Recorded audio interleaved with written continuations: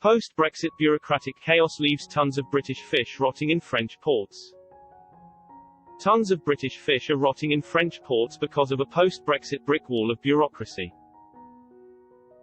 Industry leaders said failure to properly implement the trade agreement thrashed out between the UK and Brussels meant some stock was now worthless. Delays caused by a fish's form filling had seen consignments of fresh fish and seafood delayed on the continent for up to 48 hours. The crisis meant some businesses had suspended exports because they have no confidence in the lengthy procedures.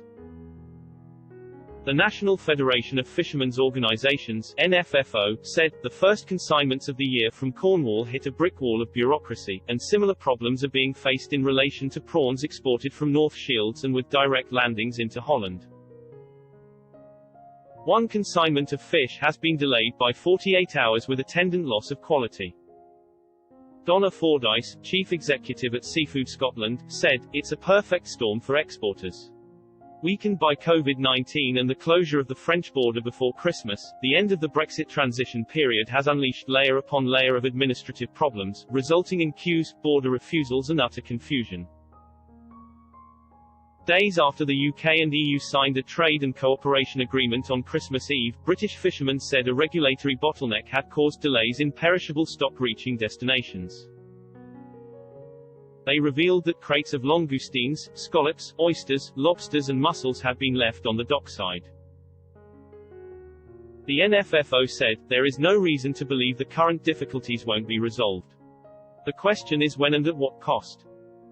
Already first-sale fish markets are showing signs of sluggishness as buyers signal to fishing vessels they have no confidence in smooth export procedures and therefore will not take the risk of buying. The EU-UK deal means Britain is an independent coastal state, outside of the common fisheries policy. But trade bodies say the complexity of the rules and confusion over reams of new paperwork have sparked chaos.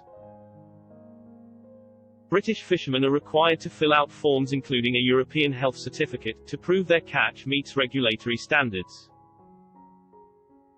It requires the signature of a vet approved by the Department for Environment, Food and Rural Affairs before export. Information must then be translated into every language for each country the consignment travels through and manually input to an EU computer system by a customs officer 24 hours before goods arrive.